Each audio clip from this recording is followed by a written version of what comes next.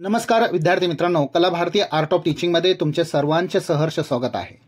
विद्यार्थी मित्रांनो, अनेक दिवसांपासून महिन्यांपासून आपण ही वाट पाहत होतो की बीएड जनरल आणि ELCTचा रिझल्ट जो आहे तो कधी लागणार आहे। नुकताच बीएड जनरलचा रिझल्ट जो आहे तो डिक्लेअर झालेला आहे आणि आपल्या स्कोअर कार्डवर किती मार्क्स आहे या संदर्भातली उत्सुकता जी आहे ती अनेक विद्यार्थ्यांमध्ये राहत असते। विद्यार्थी मित्रांनो, यापूर्वी असं होतं की जितक्या मार्कांचा पेपर होता तितक्या मार्कांच्या पेपरमध्ये आपल्याला किती मार्क्स पडलेले आहे। उदाहरण जर आपण घेतलं तर 100 पैकी आपल्याला 50 असेल, 60 असेल, 70 असेल या पद्धतीचं मार्क होतं। परंतु मार्कांचं नॉर्मलायझेशन्स आणि इतर सगळ्या प्रोसिजर या नवीन आलेल्या आहेत आणि नवीन पद्धतीने नवीन मेथडने आता बीएडचे ॲडमिशन जे आहे ते होणार आहे। यापुढे स्कोअर कार्ड काढल्यानंतरची प्रोसेस काय असेल किंवा स्कोअर कार्ड कसं काढायचं आहे आणि एकूण कॅप राऊंड कधी सुरू होणार आहे आणि एकूणच कॉलेज सिलेक्शनच्या संदर्भातली सुद्धा माहिती जी आहे किंवा चर्चा जी आहे ती आजच्या या व्हिडिओमध्ये आपण पाहणार आहोत। त्यामुळे कुठेही न जाता व्हिडिओला जर आवडला असेल तर प्लीज लाईक करा, शेअर करा आणि सबस्क्राईब करा आणि जास्तीत जास्त विद्यार्थ्यांना सुद्धा ही माहिती पाठवा। विद्यार्थी मित्रांनो, सगळ्यात महत्त्वाचं की बीएडची जी वेबसाईट आहे त्या वेबसाईटवर जाणं गरजेचं आहे, ज्याला आपण cetcell.mahacet.org असं या ठिकाणी म्हटलेलं आहे। विद्यार्थी मित्रांनो, त्या वेबसाईटवर क्लिक केल्यानंतर आपल्याला या पद्धतीचा इंटरफेस जो आहे तो येतो। मी एक छोटासा भाग त्यामध्ये घेतलेला आहे आणि यामध्ये कॅन्डिडेट रजिस्ट्रेशन असं म्हटलेलं आहे। मी बाण सुद्धा दाखवलेला आहे। त्यावर क्लिक करून आपण पुढे गेल्यानंतर या 4 किंवा 7 पद्धतीचे आयकॉन जे आहेत ते आपल्या समोर दिसत असतात। विद्यार्थी मित्रांनो, नंबर 1चा जो आयकॉन आहे तो आपण फार सुरुवातीला रजिस्ट्रेशन केलेलं होतं। त्यानंतर प्रोफाईलमध्ये आपण आपली काही थोडक्यात माहिती त्या ठिकाणी दिलेली आहे। हेल्प डेस्कमध्ये जर आपल्याला काही प्रश्न विचारायचा असेल तर तो आपण विचारू शकतो। हॉल तिकीट प्राप्त केलेलं आहे, ॲडमिट कार्ड प्राप्त केलेलं आहे, परीक्षा दिलेली आहे आणि 5 नंबरच्या याच्यामध्ये जे काही ऑब्जेक्शन विद्यार्थ्यांनी या ठिकाणी उचललेले होते त्या प्रत्येक ऑब्जेक्शनसाठी 1000 रुपये फीस होती। त्यामुळे ही सुद्धा शक्यता या ठिकाणी नाकारता येत नाही की केवळ आर्थिक त्या ठिकाणी बाब जी आहे ती महत्त्वाची असल्यामुळे अनेक विद्यार्थी प्रश्न जे आहे त्याला ऑब्जेक्शनही घेऊ शकत नव्हते। मात्र तरीही ऑब्जेक्शन घेतल्यानंतर जे काही चेंजेस जे आहे झाल्यानंतर त्याची सुद्धा नोटिफिकेशन CET सेलने दिलेली आहे आणि ही सगळी जी प्रोसिजर आहे विद्यार्थी मित्रांनो ही नव्याने यावर्षी या ठिकाणी राबवण्यात येत आहे। काही अनुभव हे मागच्या वर्षी कशा पद्धतीने ॲडमिशन झालेले आहेत त्या पद्धतीवर सुद्धा मी या ठिकाणी बोलणार आहे।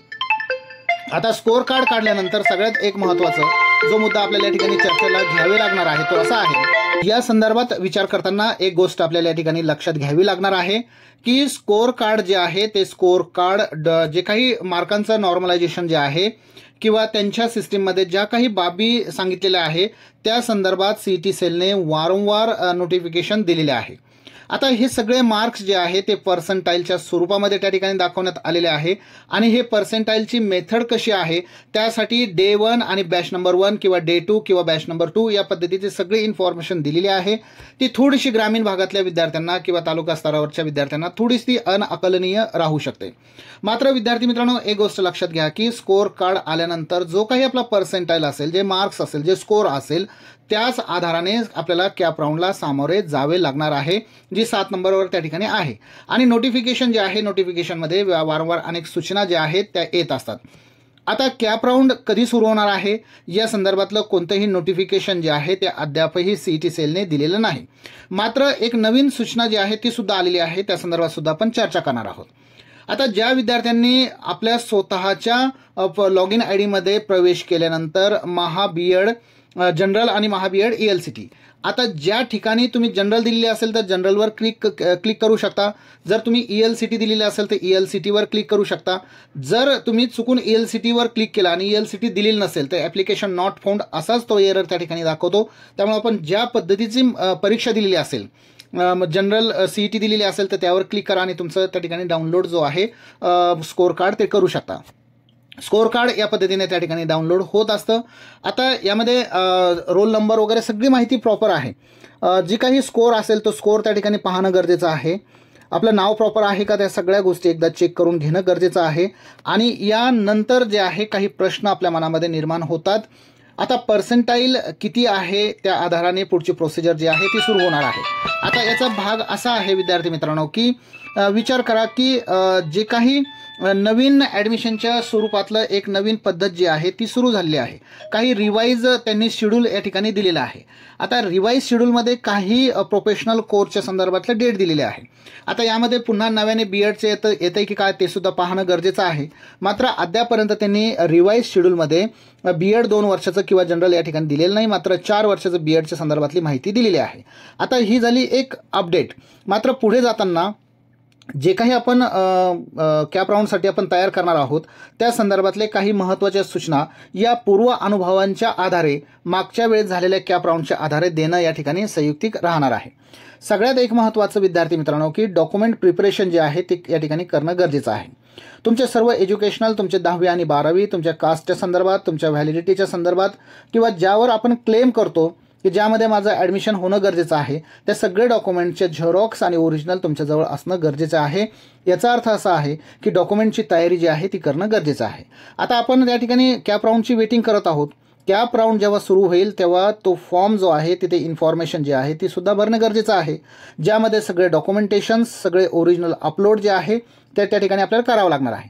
आता या ठिकाणी एक सुद्धा कन्फ्युजन त्या ठिकाणी असतो की सब्जेक्ट सिलेक्शनच्या बाबतीत ज्या विषयामध्ये तुम्ही ग्रॅज्युएशन केलेलं आहे त्याच विषयामधले शिक्षक जे आहे ते तुम्ही त्या ठिकाणी होऊ शकता. त्यामुळे डॉक्युमेंट अपलोड करताना किंवा इतर इन्फॉर्मेशन भरताना ती सुद्धा प्रॉपर भरणं आवश्यक आहे. सब्जेक्ट सिलेक्शन करताना काळजी घेणं गरजेचं आहे. बऱ्याच वेळेस आपण सब्जेक्ट सिलेक्शन करताना त्या ठिकाणी त्रुटी आपण ठेवतो, त्याचा परिणाम आपल्याला पुढे आपल्याला झालेला दिसून येतो. त्यामुळे जो काही विषय असेल तो विषय त्या ठिकाणी प्रॉपर टाकणं गरजेचं आहे. आता बऱ्याच वेळेस सायन्समध्ये 3-4 विषय असतात, त्यामध्ये फिजिक्स असेल, केमिस्ट्री असेल किंवा आणखी इतर काही सब्जेक्ट असेल तर तो त्या विषय त्या ठिकाणी टाकणं गरजेचं आहे. आता ही सगळे विषय जे आहे ते सायन्समध्ये इन्क्लूड होत असतात. त्यामुळे जनरल सायन्स त्या ठिकाणी जर असेल तर सायन्स किंवा जे काही विषय आपला तो असेल त्या ठिकाणी ते टाकणं गरजेचं आहे.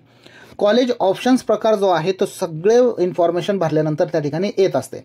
आता कॉलेज ऑप्शन्स किंवा कॉलेजची निवड करताना माझ्याच चॅनलवर मी काही जिल्ह्यांमधले काही कॉलेजेस त्या ठिकाणी दिलेले आहे.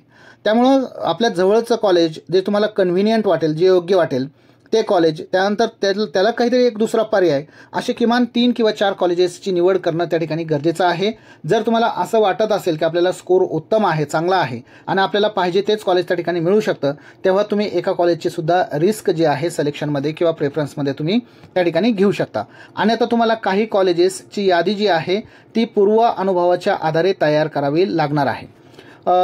कॉलेज सिलेक्शन करताना आजूबाजूची जी काही कॉलेजेस आहे ती मुद्दामून वहीवर लिहून ठेवणं गरजेचं आहे, जेणेकरून आपल्याला अडचणींचा सामना त्या ठिकाणी करावा लागणार नाही.